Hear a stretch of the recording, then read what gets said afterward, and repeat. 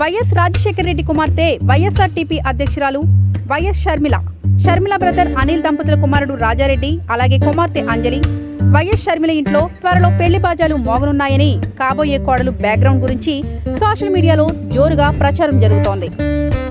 రాజారెడ్డి ప్రేమ వివాహం చేసుకోబోతున్నారని తెలుస్తోంది.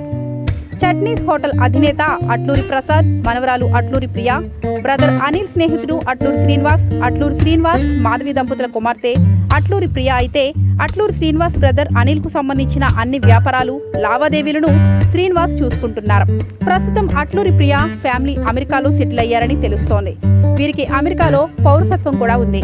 వైఎస్ షర్మిల కొడుకు రాజారెడ్డి ఫారెన్ లో చదువుకుంటున్నాడు.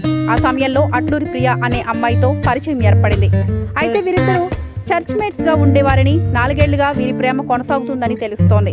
కొన్నేళ్ల క్రితం రాజారెడ్డి అట్లూరి ప్రియా కలిసి తీసుకున్న ఫోటో ఇప్పుడు నెట్ లో వైరల్ గా మారింది.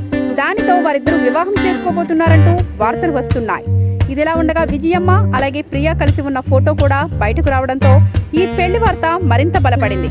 అయితే ఈ వివాహం ఇరువురి ఫ్యామిలీల అంగీకారంతోనే జరుగుతున్నట్లుగా తెలుస్తోంది.